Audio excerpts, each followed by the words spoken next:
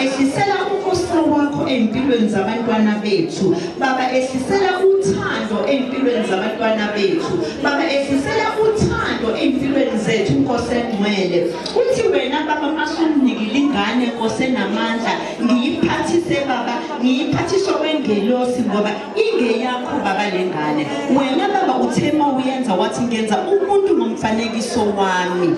Ingane ingeyakho, inguwe, mina ngingowakho Nkosi engcwele. Uma Nkosi ngingakwazi ukuphatha kahle ingane othembe mina ngayo, uNkulunkulu iba nomusa kithi Baba, iba nomusa somandla ongcwele, senzele umusa Baba. Abantwana bangabethu uNkulunkulu namandla, bayizwe la kusasa Nkosi, bayikusasa lethu uNkulunkulu namandla. Senze Baba sibe nothando uNkulunkulu namandla. Tshala uthando ngaphakathi kithi uNkulunkulu namandla, lokuthanda abantwana bethu Nkosi. Hayi ozalwa yimina ngedwa Nkosi engcwele, nomunye umntwana engihlangana naye uNkulunkulu namandla. Tshala uthando Baba enhlizweni yami, lutshale somandla omuhle, bese liyavuvuzelwa uNkulunkulu namandla, lufundiswe ngomoya wakho. Ehlisela umusa phakathi kwethu Baba, sinabantwana bakho. Ngegama lomfelo wethu Jesu Kristu manje siphakathi amen.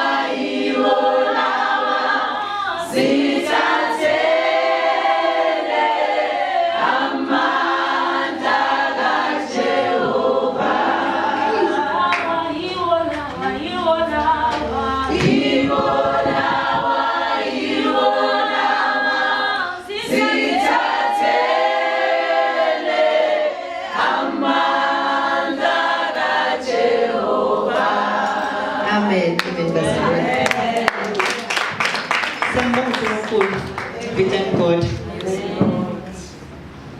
thank God. I've got from a frying pan to the fire. We're going to be doing a raffle, and 4 people will win the book. Wow. And the price of the raffle is 20 rand. To raffle, we need to pay 20 rand. And then when you raffle, the book is yours. If we're lucky, we're going to do another raffle after that one. But once we're having tea, which has been saved by God Himself. Amen. Lady Lorna, these tables were laid by God Himself. Amen. And the Latin mama. And our little beautiful girls. Amen. My little girls, are you beautiful? Yes. I can't hear. My little girls, are you beautiful? Yes. Are you beautiful? Yes. I don't hear you. Are you beautiful? Yes. How beautiful are you?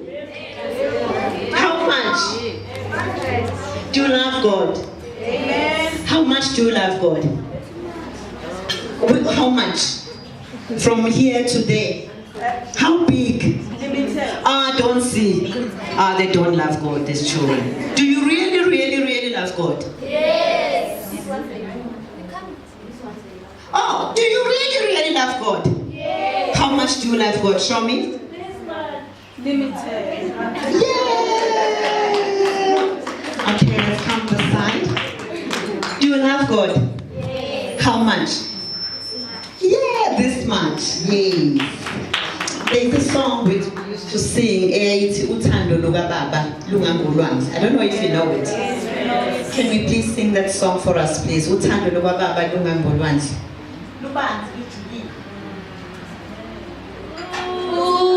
Uthando Lugababa.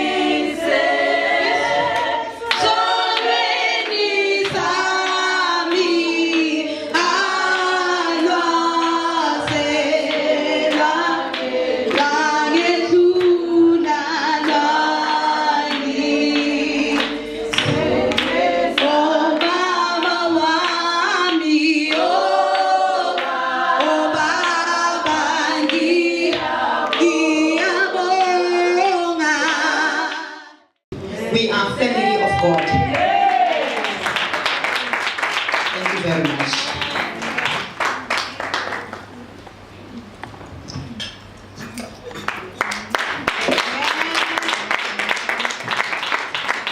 Hallelujah. Amen. Hallelujah. Amen. I don't know about you, women of God, but I'm blessed. Amen. Are you blessed? Amen. Are you blessed? Amen. There's one thing that Mama Toi said that stuck within me. And I think the very same thing should have stuck within you. Because I think even our little girls, they need to remember it. Mama Toi said, the husband, when he was on his deathbed, he said, before even going on to his deathbed, he said, you don't know what my wife is capable of. Hallelujah. Amen. You don't know what my wife is capable of. Horar Mama Toi is koko. You understand what I'm saying? And this is not about her, it's about all women. So ask me, why do I say all women? I say all women because that's what my boys see when they look at me. They say, Mama is koko. Hallelujah. Hallelujah. And it's not only me, it's also about you as well. Lilo na lidi koko. Hallelujah. It has been like that since the beginning. How powerful women are. Amen. And that's what we need to instill in our daughters. Eve was so brave. And then I look at women today, women are brave, but you women are brave, you don't know. You don't know how brave women are. But women are brave. That's why Ubama Baba he said, my wife is capable. It's because he knows how powerful women are. And as women, we tend to forget that. We tend to forget that we are powerful. We are powerful. You understand? We are powerful. Nana, you are powerful, my love. You are powerful. You make things happen. Believe that. You can make things happen. Look at your mom, what your mom is capable of doing. You will see that, Luena, you can even do greater things than that. Hallelujah. Hallelujah. I'm saying that because I've got my own testimony. That is little like testimonies I can sorry, but that is what God is doing in my life. Amen. Amen. Lena, about 2007, I was diagnosed with cancer of the lungs, and I'm not even a smoker, but I'm not going to die. I am not dying. My God, I'm not dying. This is not my time. I've got a 7-year-old son. He needs me. I can't die. Not now. Not ever. And I look at the husband. The husband at the time, he was just so down. You know, when you're sick, everybody around you. The hands were saying that environment is everything. Everybody around you, they look at you and like, yo, this woman is dying. They look and say, hey, guys, why the sad faces? They say, no, you know, Manaka, we understand the situation. We are very sorry. You know, we love you so much. And I'm like, no. Why are you talking as if I'm going to die? No, I'm not going anywhere. I'm not going anywhere. God is good. God is great. Do not look at the paper that the doctors are talking about. This paper and these results are nothing compared to what God can do through me. And then, Barcelona, I tell you, even through all that cancer, after the cancer and the chemotherapy, I became pregnant. The cyst, the growth came back. This time, not only in the lungs, it came back even in my womb while my son is there. And you leave whatever that is growing there because you did not put it there. And they said, no, that is not possible because it's gonna abort anyway. Whether we touch it or we don't touch it, it's gonna abort anyway. But Zolani, you know, I'm grateful for what God has done because you're seeing my son. Even when he was born, I was told that, you know what, this son is not gonna be normal because he was there through the chemos, he was there, you know, I was operated with him inside. But Zolani, you look at my son, you know, already 100% the gospel. He's very bright. But then, from what, Bazelani? From the very same results that somebody was looking and said, you know what, you want this woman to die on my table. You know, that's how bad things were. But I'm telling you, Bazelani, we serve a living God. Hallelujah.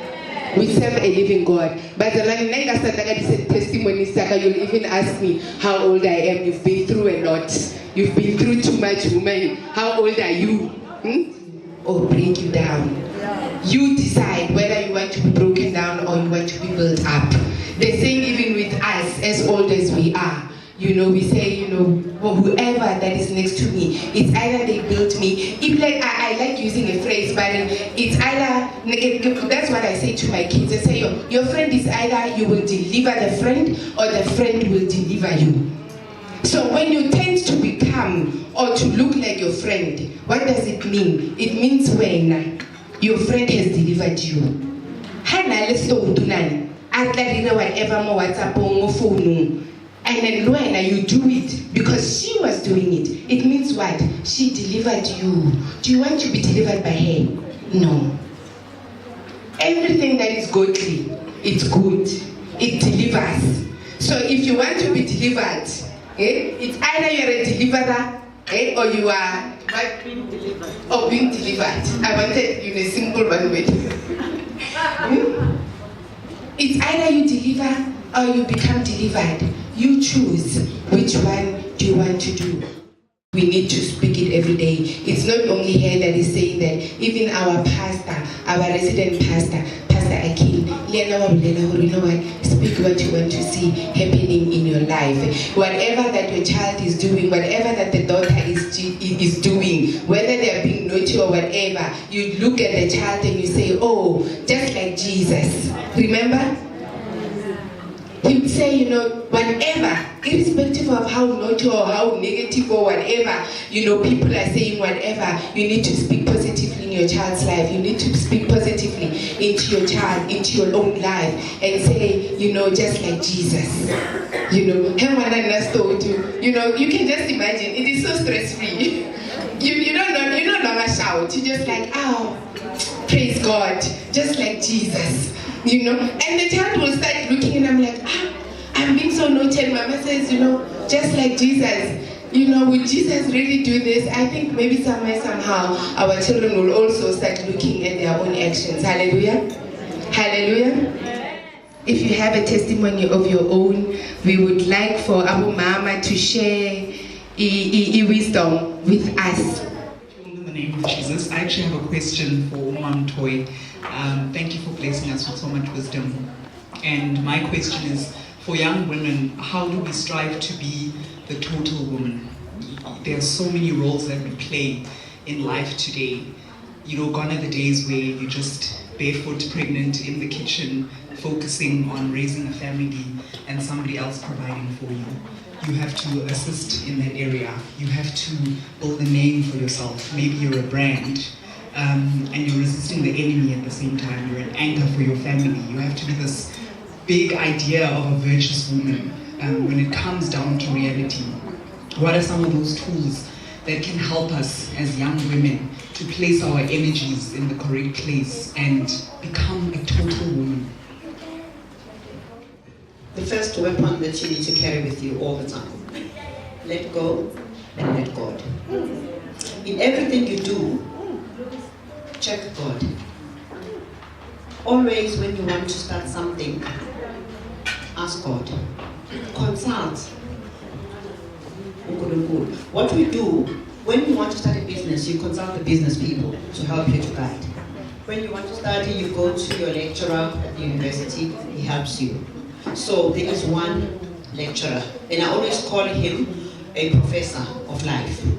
So in everything that you want to do, that you want to tap in, make sure that there is God first. Amen. And sometimes there are things that happen in your life that are actually preparing you for where God wants you. I'm going to go back to my speech. Something that I didn't mention. I had my first child at 15. So can you imagine women here, a 15-year-old pregnant. I had my first child at 15. That was the major bruise in my life. People were looking up to my father, but Nancy Ganyaki, 15-year-old, is pregnant. So what I'm saying, from that, and I always want to lay myself down to people to know that, because we look at our celebrities on TV, we think that they are dead. We need to know where you're coming from. We need to know your bruises. I'm actually working on the book that says, not your wounds, but your scars. Not your wounds, but your scars. Heal first. and then come talk to me. Because while I was trying to recover from that, then I started being in a relationship. I was 22 then. I had my second child. So to me, God was saying, stay away. So I learned from my many mistakes. Because I had a boy child again at 22. He's now 1983, he's 35, yes. He's also a father, married, father of 2 children, 8 years a girl, and the boy is 2 months, I think. So what I'm trying to say here, young people, when you're walking and you bump your head on that thick wall, learn from that. And I'm saying to us mothers, when your little girl has bumped her head on the thick wall, be there. When your little girl turns and cry, she must find you. Be a present mother. When your child comes to you, your child must be able to come to you and tell you that I didn't pass the test. Let's not be monsters. I didn't pass the test. Mina, if you can look at my matric certificate, my boys once, I caught them looking at it and they were laughing. They said, how man? Did you really go to school? Reason being, they don't understand. After having the first one, I put myself in a cocoon. I was so bruised. I don't remember my high school life. Mina, I came out of the cocoon when my husband passed on. Even getting married, I think, because the signs were there that my marriage was not going to work. But because I wanted to get married, I wanted to. Irrespective, I deal with it when I get there. And that's another mistake that we make. But because I was running away from this pain, or this loneliness, I wanted to be wanted. I wanted someone to want me. Forgetting that it's not going to be him. And when he passed on, that's when I learned my mistakes. And that's why I've dedicated this book to him. And I'm saying, suffering gives everyone an opportunity to grow. Because when we suffer, that's when we grow. And I've dedicated this book to him, and I'm saying, I never hated him, but I hated the way he behaved himself. Life was never easy for you. I tried. I did my best to be the one you always dreamt of, and also to give you the kind of life to be proud of. You were also not that bad, but the influences and the past bad experiences kept on pulling you down. I forgave you, and I don't blame you for everything.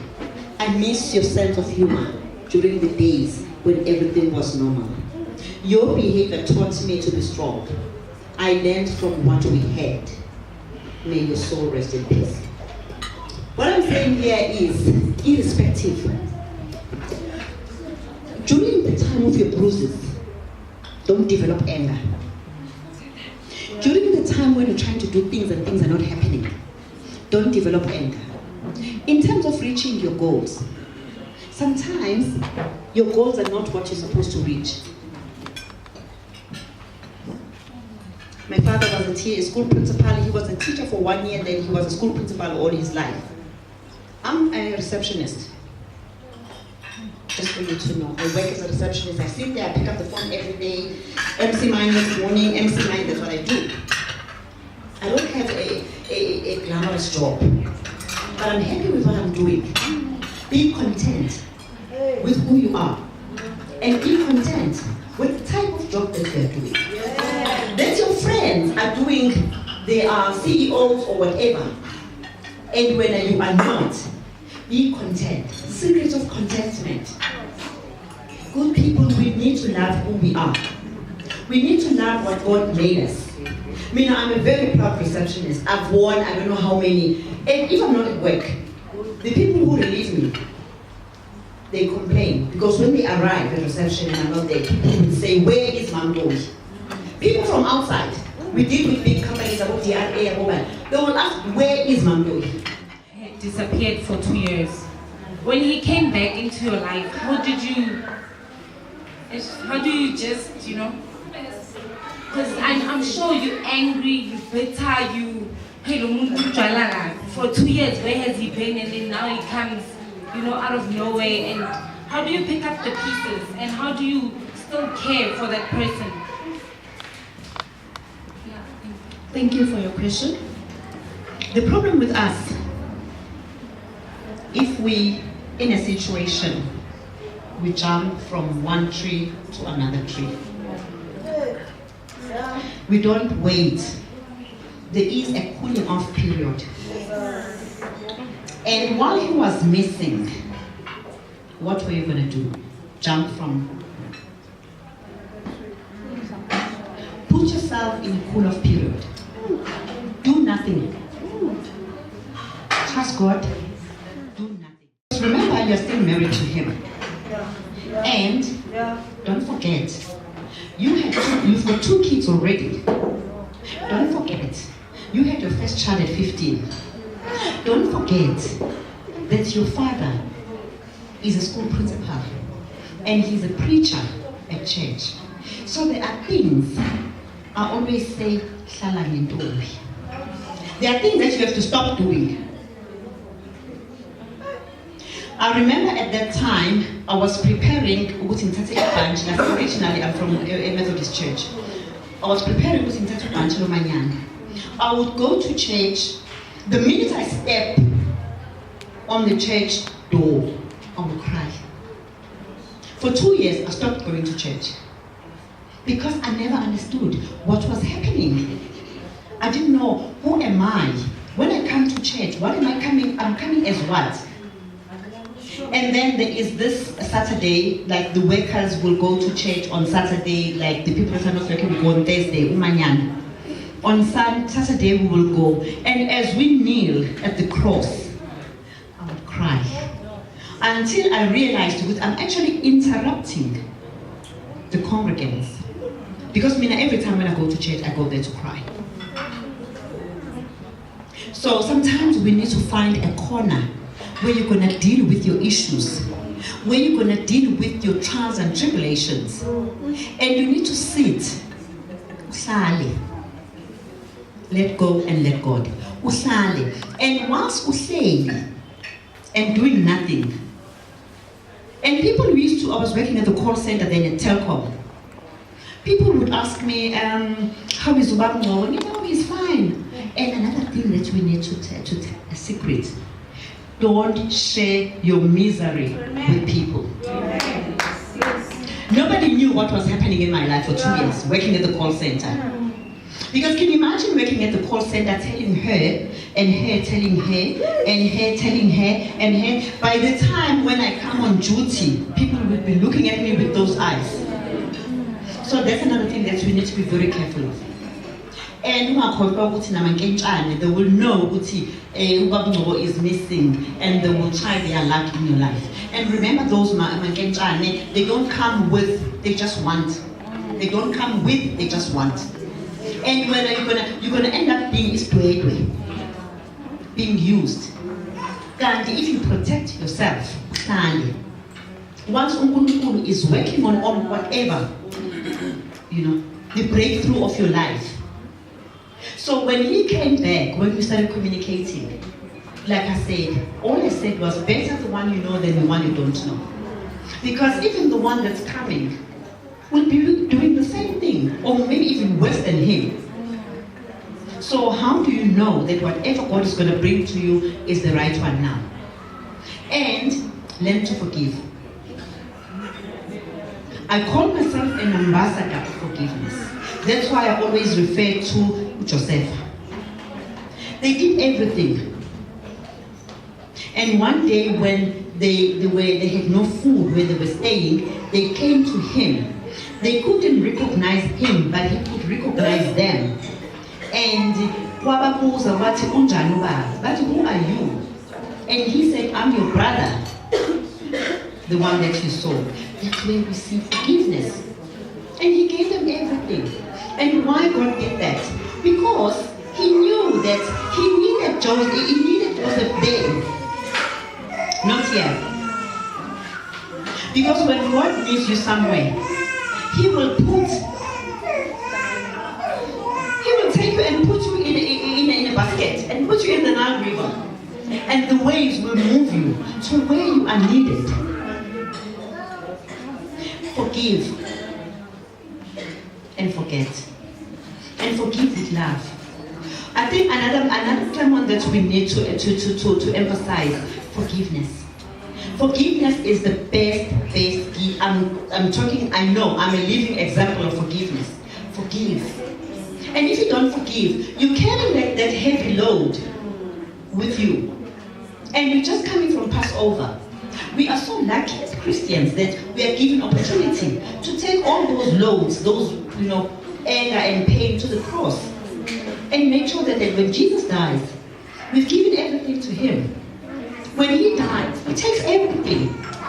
And I'm saying, if we forgot another parcel, another luggage that we left at home during the Passover, we still have a chance.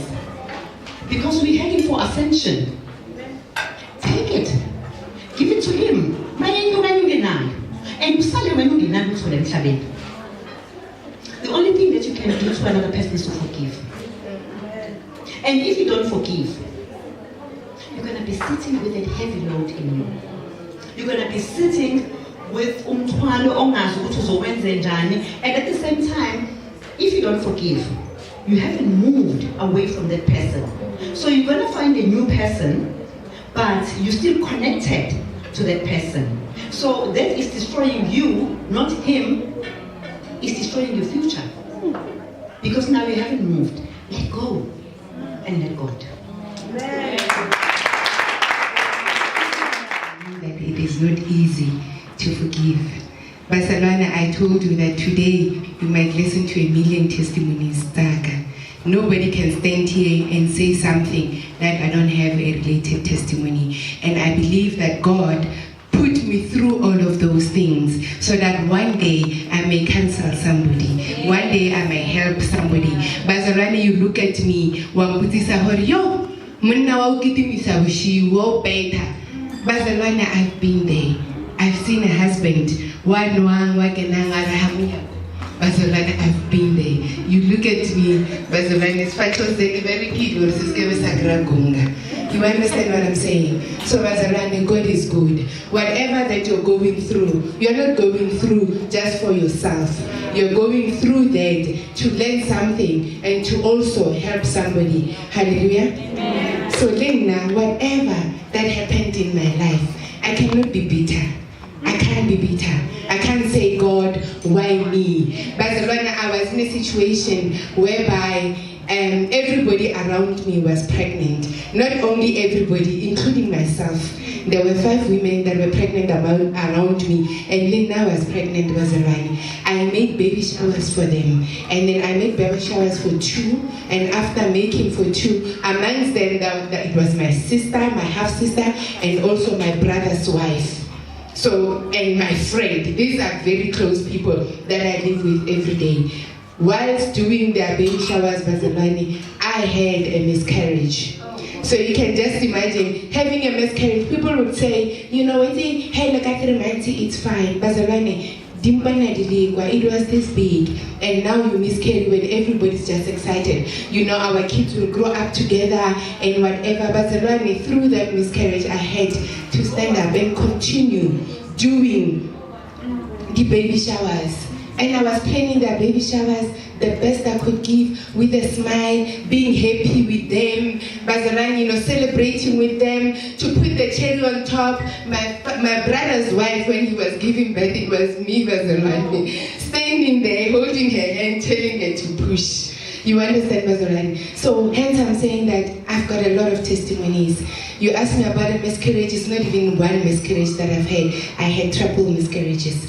A lot of miscarriages. So you cannot tell me anything, Barcelona, that I cannot give you a testimony with. It's the only thing that I can say is how great my God is. I'm standing here, Barcelona. I don't know how many operations I've had. Barcelona, I take off my clothes. There's so many scars. But then those scars, Barcelona, I still put on a bikini. When I say a bikini, when I go to the beach, village, we had 2 peace with all of those cars out. And it does not even matter to me because I know what those cars mean to me. It means life to me. It means God gave me a second chance when I did not deserve it. Sometimes when somebody asks me, oh, can I just say, you know what? God just wanted to slow me down. I'm not saying it was a punishment. Me having cancer was never a punishment. God just saw me, this one is on the first lane. She needs to be slowed down. And then I was slowed down for a year. I was already sitting home, receiving chemo, being sick, and happily sick, let me tell you. Now I was happily sick. There was one cancer patient that was so happy it was me. Why was I happy? It's because I put all of my trust in God. I knew who my God was. But even in that time, I even became a model at Queen's Park. Queen's Park, the shop Queen's Park. I was a model at that time, and then it's because they were promoting breast cancer awareness. I was there, I was a happy cancer patient because I understood that, you know what, I'm not here because God is punishing me. I'm not here because I've done anything wrong. I'm here because God wanted to give me a break. And what a wonderful break, because I had a break from my work. I was getting full pay, and I was like, but what about when they go on to disability leave, temporary disability, back half of their salary or 25%, whatever percentage of their salary. Now as a man, I got my full salary. I was working at the time. I got my full salary. When they were paying whatever, then I was getting. Why? Because I was in a season where God was slowing me down.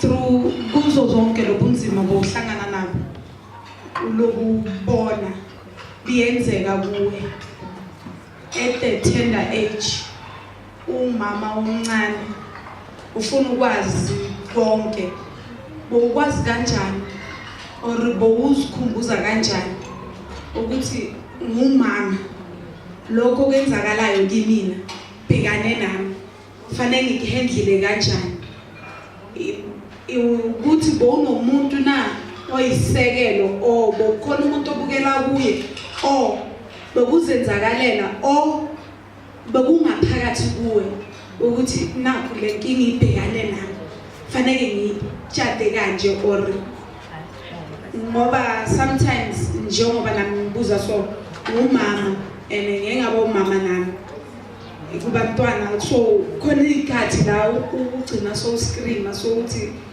uNkulunkulu why me lobunzima lobu ngimncane kangaka kenzakala kimi uthi so ezweni lakho mawuceda futhi wenze so and uphinde uye esontweni bakutshela ukuthi izwi likaNkulunkulu alisicontracted. We understand. So I just wanna understand ukuthi through it all, how did you do it, and how did you know ukuthi from this pain I'm going to look like this, from this pain, because we are able to see it's like there were different pain and happening in your life, like one and another, from that pain to another pain. How did you come, like, you know, I need to do this until this time?